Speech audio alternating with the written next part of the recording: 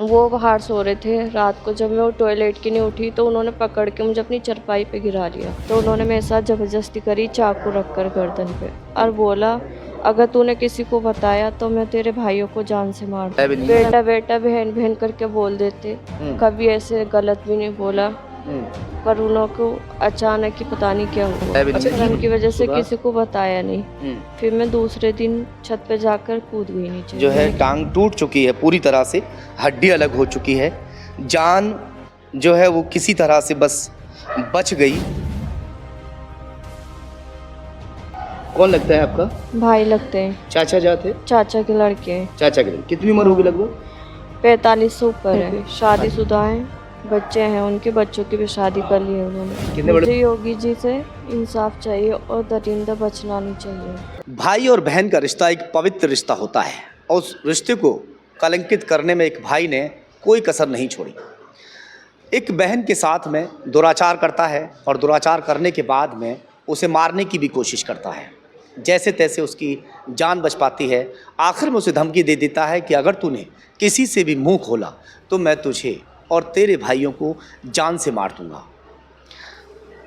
वो 2 दिन तक अपने परिवार वालों से कुछ नहीं कहती, मगर तीसरे दिन फिर वो ये सबूत देने की कोशिश करती है कि उसकी गलती नहीं थी, उसके भाई ने जिसके साथ उसके साथ में गलत काम किया था, तमाम गलतियां उसकी थी। वो सबूत देना पड़ा और सबूत देने की वजह से आज ये ज़िला अस्पताल में भर्ती है, ज़िंदगी और मौत से जूझ रही है। दोनों जो पैरों की हड्डियां हैं, दोनों जो टांगें हैं वो टूट चुकी हैं। फ़िलहाल मैं इस वक्त बुलंदशहर के जिला अस्पताल में मौजूद हूँ और जो बेटी है वो इस वक्त यहाँ मेरे साथ है। उससे बातचीत करने की मैं कोशिश करूँगा। उसके सगे ताया के लड़के ने, यानी कि तायाजाद भाई ने, जिसकी उम्र लगभग 45 या 46 साल है, उसकी जो बेटियां हैं वो इनके साथ की बेटियां हैं। उसने ये दुराचार जैसी घटना को अंजाम दिया है। वो घर में सोने के लिए आया था, परिवार वाले लोग फंक्शन में गए हुए थे। जो बेटी है वो घर में अकेली थी और 2 छोटे बच्चे थे। चलिए खैर पूरी जानकारी लेते हैं। ये बताइए क्या नाम है उसका? नौशाद। नौशाद। ये आराम से, क्या हुआ था और कब की घटना है? सोमवार की घटना है, पीर की। सोमवार की। अम्मी पापा घर पे नहीं थे। हाँ। वो फंक्शन में गए थे बाजी के यहाँ। तो कोई नहीं था घर पे, सोने के नहीं आए थे। तो मुझे पता नहीं था ये ऐसा करेंगे। हाँ। उन्होंने 11 सवा 11 बजे का टाइम था लगभग। रात को मैं टॉयलेट की नहीं उठी थी, कमरे में सो रही थी मैं और मेरी भतीजी। भतीजी कितनी बड़ी है तुम्हारी? छोटी छोटी हैं, एक ऐसे 10 साल की और एक 14-15 साल की। अच्छा। हाँ, और उन्होंने मेरे साथ ज़बरदस्ती करी। नहीं, और रात को वो पूरी बात बताइए। रात को जब उठे थे वो बाहर सो रहे थे? वो बाहर सो रहे थे रात को। जब मैं वो टॉयलेट की नहीं उठी तो उन्होंने पकड़ के मुझे अपनी चारपाई पे गिरा लिया और चाकू रख के वो मेरे साथ ज़बरदस्ती करने लगे। बोल रहे थे अगर तूने किसी को बताया तो हम तुझे जान से मार देंगे और तेरे भाइयों को भी। ऐसे बोल रहे थे। 45 साल से ऊपर है। बच्चे कितने बड़े इनके?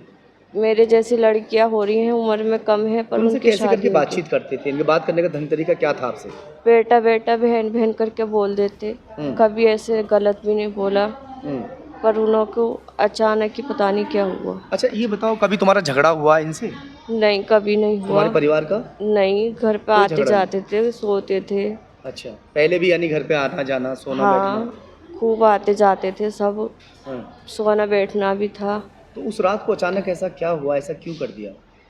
पता नहीं क्यों कर दिया उन्होंने ऐसा अचानक। कोई दुश्मनी, कोई लड़ाई झगड़ा कुछ भी नहीं था। लड़ाई झगड़ा कुछ नहीं, दुश्मनी कुछ भी नहीं था, दुश्मनी कुछ भी नहीं थी।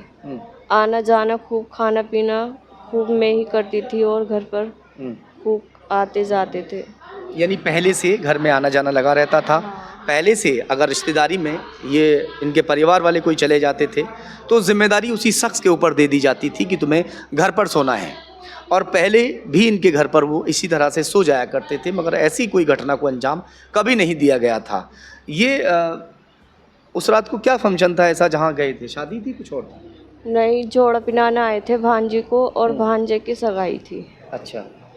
तो वो अम्मी पापा 6 बजे वहाँ पे गए थे और वो रात को आए थे 11 सवा 11 बजे के टाइम पे सोने। हम्म। जब उन्होंने घटना थी 11 सवा 11 के टाइम थे। और मम्मी पापा कब आ गए थे? मम्मी पापा दूसरे दिन आए थे। अच्छा, रात भर कोई नहीं आया था? रात भर कोई भी नहीं था, भाई भी नहीं थे घर पर। अच्छा। भाई रात को 1-1:30 बजे आए थे। अच्छा। उन्होंने मुझसे बोला भी था कि क्या हुआ, चुप चुप से क्यों है, तो मैंने भाई को कुछ नहीं बताया।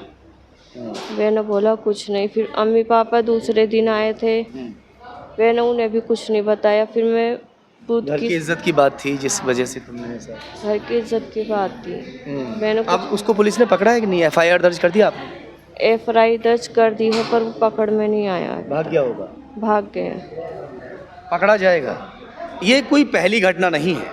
अक्सर ज़्यादातर जो लोग हैं, अपने परिवार के ही लोग इस तरह की हरकतें कर देते हैं कि उनके ऊपर परिवार वालों का विश्वास होता है और विश्वास के तहत ही वो अकेला बच्चे को उनके पास छोड़ देते हैं। ये सबक है सभी लोगों के लिए कि इस तरह से किसी पर भी आप आंख बंद करके विश्वास मत कीजिए। ज़्यादातर जो सगे संबंधी हैं वही इन घटनाओं को अंजाम दे देते हैं और जो बच्चियां हैं वो डर की वजह से बता भी नहीं पाती क्योंकि उनके अंदर ऐसी दहशत, ऐसा खौफ बिठा दिया जाता है जिसकी वजह से वो तमाम बातों को अपने कलेजे में दफन कर लेती है। और वही करने की कोशिश इस गुड़िया ने भी की थी। आखिरकार वो सब्र का बांध टूट गया और उसके बाद में उसने एफआईआर करने की सोची, उस दरिंदे को सबक सिखाने की सोची है। एफआईआर दर्ज तो आपकी हो चुकी है, वो घर से भाग चुका है। और परिवार के लोग जो आपकी भाभी वगैरह हैं वो सब हैं घर पे? पता नहीं मुझे, वो तो मेरी भाभी तो हमारे घर पर ही है, हमारी तो। उनके यहाँ कौन कौन है कौन नहीं ये नहीं पता मुझे घर पर। जो मतलब उनकी घरवाली वो आपके घर पे ही रह रही है? नहीं, मैं अपनी भाभी की बात कर रही हूँ। उनके घर पे कौन कौन है वो नहीं पता मुझे। पकड़ में अभी तक आए नहीं। वो घर पे उनके हैं, उनकी वाइफ हैं या नहीं ये भी नहीं पता। तुमने कहा नहीं था जब कि भैया तुम ऐसे क्यों कर रहे हो, ये तो गलत है? मैंने बोला था, चीखी थी, चिल्लाई थी। तो किसी को आवाज़ नहीं गई घर में अंदर? घर में भतीजी थी छोटी, वो उठ नहीं पाई। जब तक वो उठी तो पता नहीं मुझे कुछ सूंघाया जनक क्या करा, गर्दन पे मेरे चाकू था। जब मेरी भतीजी उठी तो उस टाइम पे मैं बेहोश हो गई थी। उन्होंने मुझसे होश में लाने के बाद मुझे बहुत देर बाद होश आया। बोला भी था क्या हुआ फुप्पो, तो मैंने बोला कुछ नहीं। मैंने उन्हें कुछ नहीं बताया। फिर हम लेट गए। तो तुम्हारा भाई भाग गया था वहाँ से या वहीं था? जब तक वो भाग गए थे।